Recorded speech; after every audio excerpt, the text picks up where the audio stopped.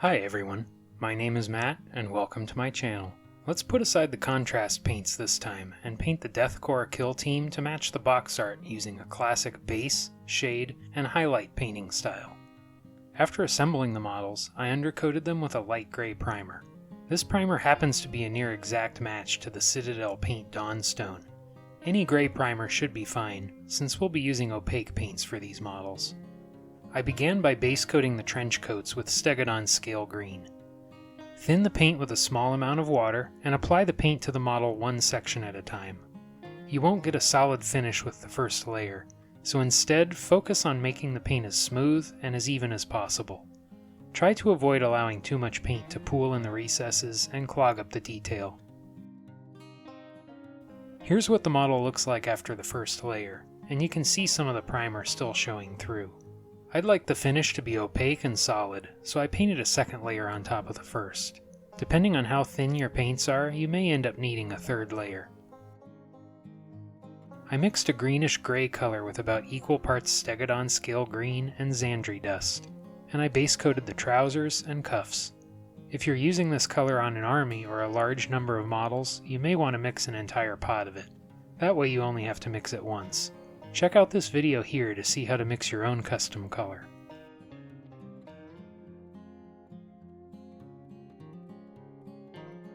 Next I painted Zandri dust on the ankle wraps and the rolled fabric on the backpack. If some of the paint gets on the other leather areas, that's okay, since we'll be using an opaque paint for those later. You can paint all these colors in any order you like, but I think it's easier to paint some areas first, especially areas that are inside or underneath something else. I painted the gas mask with Bonewhite. I'm not worried about getting any paint on the eye lenses or the metal parts of the mask, but try to avoid getting any on the areas that we already painted. After the first layer dried, I painted a second layer for an even finish. Some paint got on the coat here, but that's really easy to fix with Stegadon scale green. Next I painted the backpacks, belts, and the pouches with Mournfang brown. Now is a great time for me to ask you to do those YouTube things that we all love so much. If you're liking the video so far, please give it a like. And don't forget to subscribe to the channel so you don't miss out on any future content. If you really like what I'm doing here and want to support the channel further, consider being a channel member. We have some perks including a Discord server and early access to videos. Then I painted the boots, gloves, and remaining straps with Rhinox hide.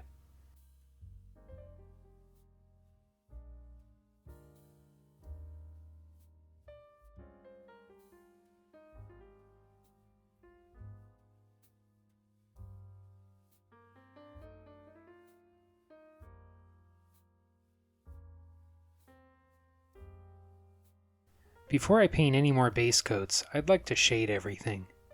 First I shaded the Zandri dust sections with Skeleton Horde. Even though this is a contrast paint, it works really well as a shade. I painted it all over the bedroll, including the straps. Those are so dark the shade won't show up anyway.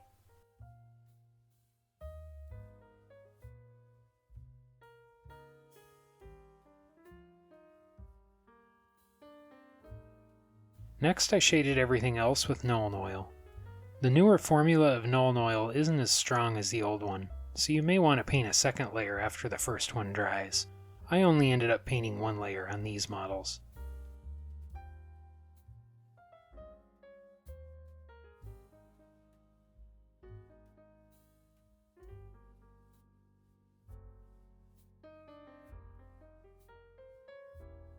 With those shades dry, I thinned down some black paint and carefully painted a narrow black line anywhere I thought the model could use more definition, such as right below the trench coat and below the knee.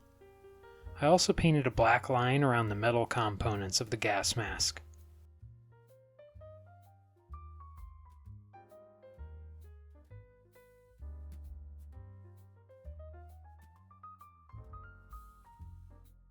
Next I base coated all the metal details with Iron Hand steel.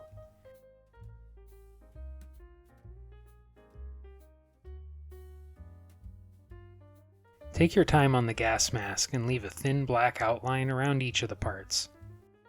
I'm not worried if any paint gets on the eye lenses, since we'll be covering those with opaque paint later, but do your best to avoid spilling any paint on the fabric. Next, I shaded the metal areas with a mix I affectionately call Armour Wash. I used to mix equal parts Nuln Oil and Agrax Earthshade, but the new formula shades aren't as strong as I'd like. So I came up with a new mix, equal parts Ratling Grime, Lahmian Medium, and Contrast Medium. This new version is similar in color to the old mix, but it's stronger. I'd recommend testing out both and see which one you like more.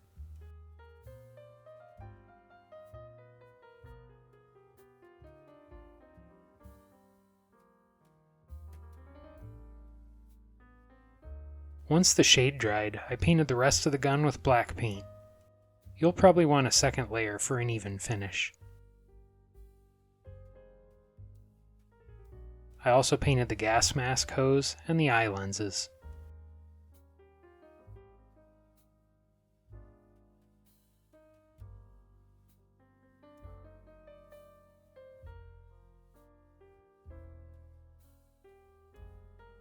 Next I painted the skull-shaped buttons, sword handle, and other small details with Runelord brass.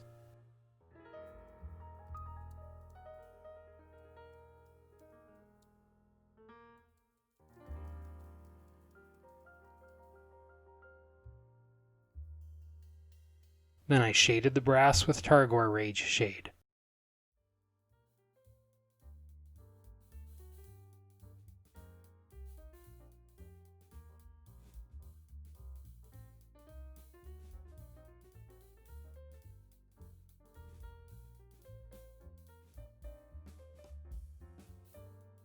The front pack has some kind of gauge on it, and I painted that with white. I think it's easier to paint if the model is upside down.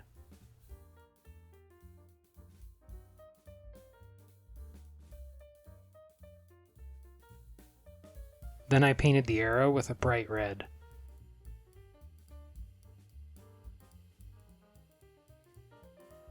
Next I painted the eye lenses with Khorne red, making sure to leave a thin outline of black.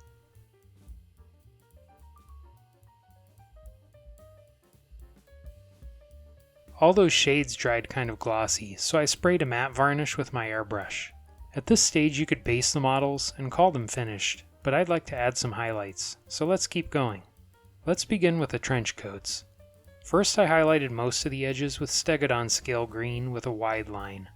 Depending on how dark your Nuln Oil wash is, you might even be able to skip this step.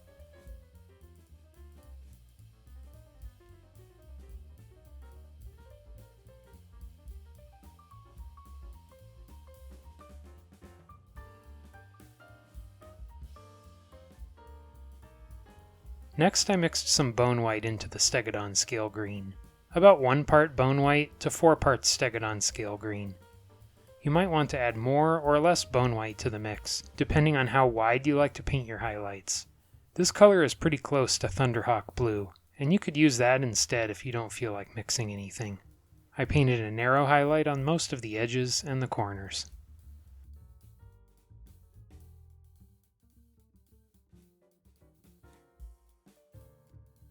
I'd like to add one more highlight, so I made a mix with more Bonewhite, about equal parts Bonewhite and Stegadon scale green. I painted a narrow line on the sharpest corners and upward facing edges.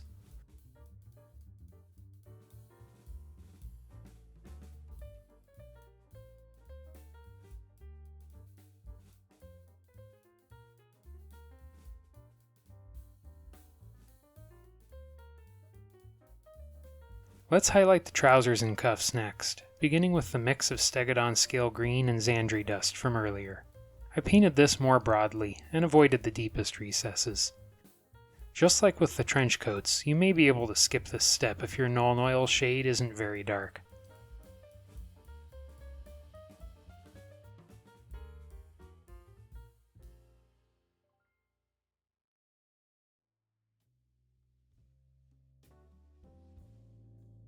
Next I lightened the mix with a small amount of Bonewhite and painted most of the edges.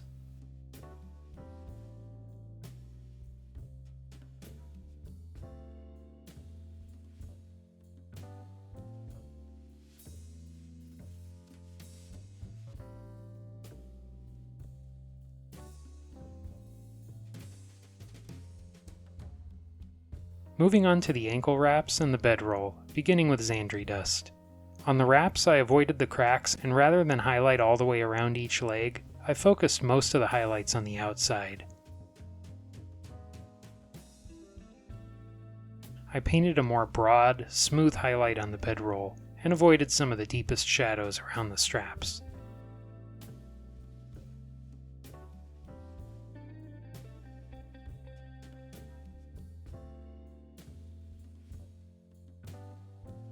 Next I highlighted the edges of the wrap with Bonewhite, also focusing on the outside. I tried to taper and fade out the lines as they wrapped around the front and back, and have the highlights the brightest on the outer edges.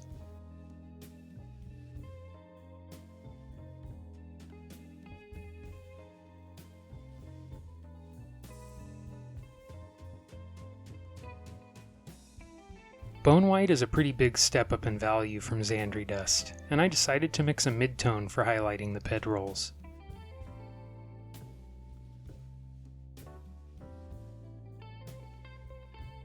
I painted a narrow line around each of the folds and creases, and after that dried, I diluted the mix with some water, and with barely any paint on the brush, I added a glaze to soften the transitions.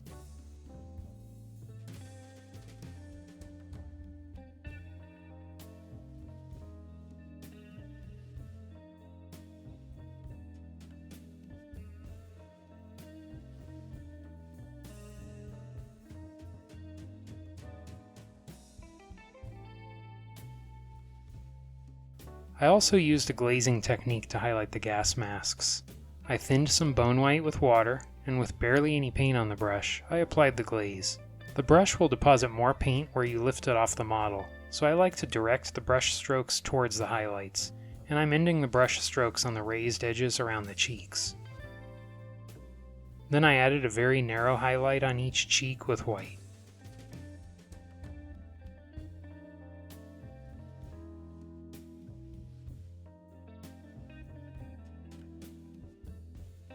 Let's move on to the leather areas next. Mournfang brown is very orange, and a light, muted orange will work great for the highlights. I mixed a small amount of Jokaero orange into the Mournfang brown, about 1 part orange to 5 parts brown, and I painted the edges of the pouches and belt.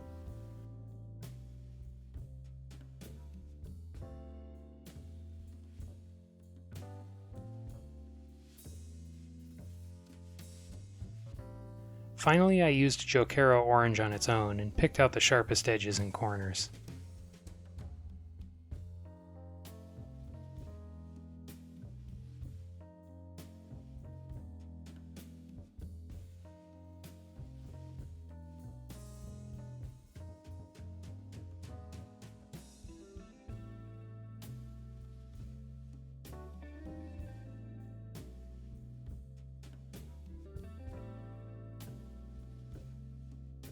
Next I highlighted the edges of the gloves, boots, and straps with Dryad bark.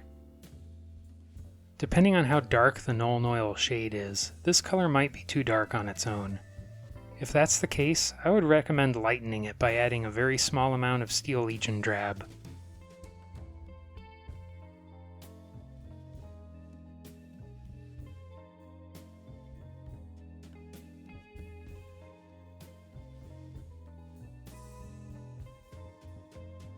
For the next highlight, I painted a very narrow line of Steel Legion Drab on most of the edges.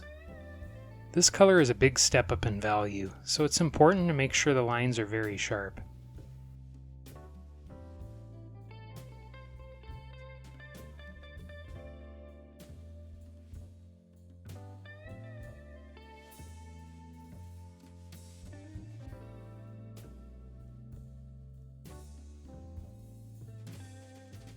If you made a mistake or accidentally make the line too wide, it's really easy to touch up with some Dryad bark.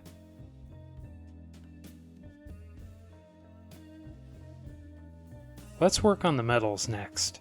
I thinned down some Iron Hand steel with a small amount of water, and with barely any paint on the brush, I added some glazes to the metal areas. The shade earlier dulled down the shine, and I like to think of this glaze like polishing the armor.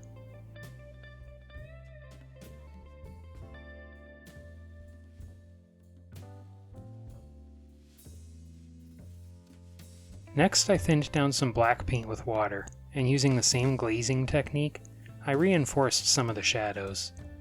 You could paint the shadows first if you want to, but I find that adding the highlights first can help me better judge what areas need to be darker.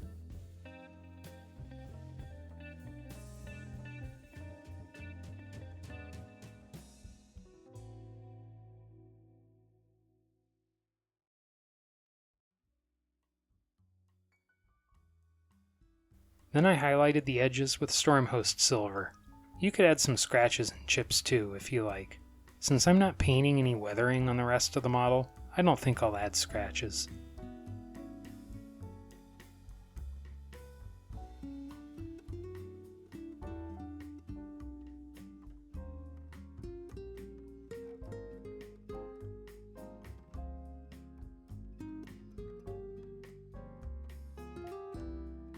Next I highlighted the black areas with gray number 2 from my custom grayscale, and you can learn how to mix your own set in this video here.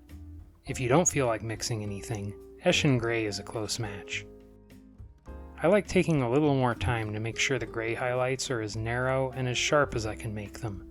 I'm okay with the cloth highlights having some variation, but for something like a weapon, I think the highlights should be really sharp and clean. If you make any mistakes, it's really easy to clean up the lines with some thinned black paint.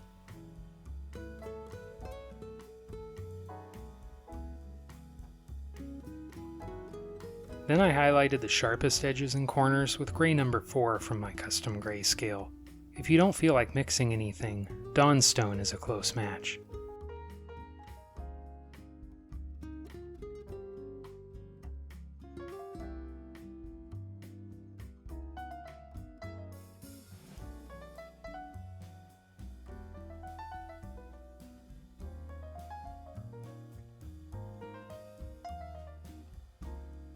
I highlighted the skull icons with Retributor armor, leaving the darker color in the recesses.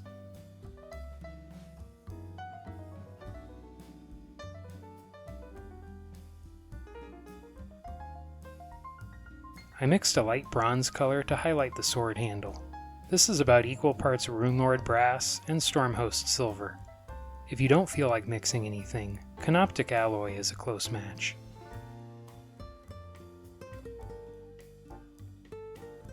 Just a couple details left to do. I painted the bottom of each eye lens with Wild Rider red, followed by a smaller crescent shape of Fire Dragon. Then a very tiny dot of Toxic Yellow. Finally, I added a white reflection in the top corner. I painted all the rivets and buttons with black.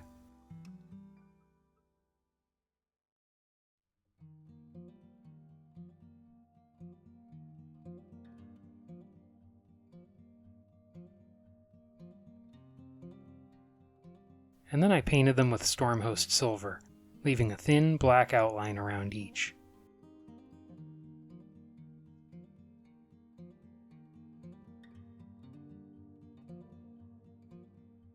I used a decal setting solution and applied decals to the shoulder pads. I used an old brush to apply a generous layer of wood glue to the base, and then I sprinkled on coarse gravel and fine sand. After the glue dried, I painted over the sand with a layer of thinned Rhinox hide. I dry brushed the base with a heavy coat of Mournfang brown, followed by Balor brown, and then Bonewhite. I painted the rocks with Dawnstone, and then shaded them with a mix of Agrax Earthshade and Nuln oil. I painted the edge of the base with Mournfang brown, and after that dried, I applied patches of static grass with superglue. I'd like to give a big shout out to our channel members. Thank you so much for your support. It really is a huge help. If you want to be like these amazing people and help support what I'm doing here, just click the join button down below. Thank you. Normally we do a lot of contrast guides here on the channel, but I still enjoy painting in the classic base, shade, and highlight kind of style. What do you think? Would you like to see more painting guides like this, or just contrast? Drop a comment below and share your thoughts. Well, that's it for now. Thanks for watching, and until next time, happy painting.